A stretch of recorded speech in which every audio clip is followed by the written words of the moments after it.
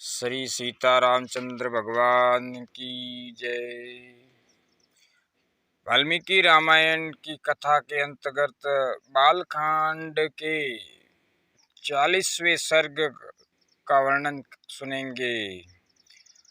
इस सर्ग में सगर के पुत्रों के भावी विनाश की सूचना देकर ब्रह्मा जी का देवताओं को शांत करना, सगर के पुत्रों का पृथ्वी को खोजते हुए कपिल जी के पास पहुंचना और उनके रोष से जलकर भस्म होना। देवता नाम वचः श्रुत्वा भगवान वे पितामह प्रत्युवाच सुसंत्रस्तान कर्तांत बल मोहितान। देवताओं की बात सुनकर भगवान ब्रह्मा जी ने कितने ही प्राणियों का अंत करने वाले सगर पुत्रों के बल से मोहित एवं भयभीत हुए उन देवताओं से इस प्रकार कहा। श्री राम जय जय राम। देवगण, यह सारी पृथ्वी जिन भगवान वासुदेव की वस्तु है तथा जिन भगवान लक्ष्मीपति के यह रानी है, वे ही सर्वशक्तिमान भगवान श्री हरि कपिल मुनि का रूप धारण करके निरंतर इस पृथ्वी को धारण करते हैं। उनकी कोपाग्नि से ये सारे राजकुमार जलकर भस्म हो जाएंगे। पृथ्वी का यह वेदन सनातन है, प्रत्येक कल्प में अवश्यम भावी हैं। श्रुतियों और स्मृतियों में आए हुए सगर आदि शब्दों से यह बात सुस्पष्ट ज्ञात होती है। इसी प्रकार दूरदर्शी पुरुषों ने सगर के पुत्रों का भावी विनाश भी देखा ही है, अतः इस विषय में शोक करना अनुचित है। ब्रह्मा जी का यह कथन सुनकर शत्रुओं का दमन करने वाले 33 देवता बड़े हर्ष से भरकर जैसे आए थे उसी तरह पुनः लौट गए। सगर पुत्रों के हाथ से जब पृथ्वी खोदी जा रही थी, उस समय उससे वज्रपात के समान बड़ा भयंकर शब्द होता था।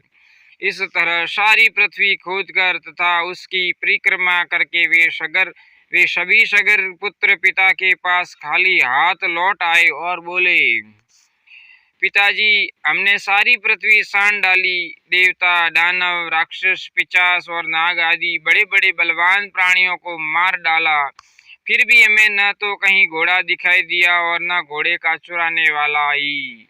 आपका भला हो, अब हम क्या करें? इस विषय में आप ही कोई उपाय सोचिए। रघुनंदन, पुत्रों का यह वचन सुनकर राजाओं में श्रेष्ठ सगर ने उनसे कुपित होकर कहा, जाओ, फिर से सारी पृथ्वी खोदो और इसे विदरण करके घोड़े के चोर का पता लगाओ। चोर तक पहुंचकर काम पूरा होने पर ही लौटना। अपने महात्मा पिता सगर की यह आज्ञा सिरोधार्य करके वे 60,000 राजकुमार रसातल की ओर बढ़े और रोष में भरकर पृथ्वी को खोदने लगे। उस खुदाई के समय ही उन्हें एक पर्वताकार दिग्गज दिखाई दिया, जिसका नाम विरूपाक्ष था। वह इस भूतल को धारण किए हुए था। रघुनंदन, महान गजराज विरूपाक्ष ने पर्वत और वनों सहित इस संपूर्ण पृथ्वी को अपने मस्तक पर धारण कर रखा था। काकुतस्थ, वे महान दिग्गज जिस समय थककर विश्राम के लिए अपने मस्तक को इधर उधर हटाता था, उस समय भूकंप होने लगता था। श्री राम, पूर्व दिशा की रक्षा करने वाले विशाल गजराज विरूपाक्ष की परिक्रमा करके उसका सम्मान करते हुए वे सगर पुत्र रसातल का भेदन करके आगे बढ़ गए। पूर्व दिशा का भेदन करने के पश्चात वे पुनः दक्षिण दिशा की भूमि को खोदने लगे। दक्षिण दिशा में भी उन्हें एक महान दिग्गज दिखाई दिया। उसका नाम था महापदम। महान पर्वत के समान ऊंचा वह विशाल काय गजराज अपने मस्तक पर पृथ्वी को धारण करता था। उसे देखकर उन राजकुमारों को बड़ा विस्मय हुआ। महात्मा सगर के वे 60,000 पुत्र उस दिग्गज की परिक्रमा करके पश्चिम दिशा की भूमि का भेदन करने लगे। पश्चिम दिशा में भी उन महाबली सगर पुत्रों ने महान पर्वताकार दिग्गज सोमनस का दर्शन किया। उसकी भी परिक्रमा करके उसका कुशल समाचार पूछकर वे सभी राजकुमार भूमि खोदते हुए उत्तर दिशा में जा पहुँचे। रघुश्रेष्ठ उस दिशा में उन्हें हिम के समान श्वेतभद्र नामक दिग्गज दिखाई दिया, जो अपने कल्याणमय शरीर से इस पृथ्वी को धारण किए हुए था। श्री सीतारामचंद्र भगवान की जय।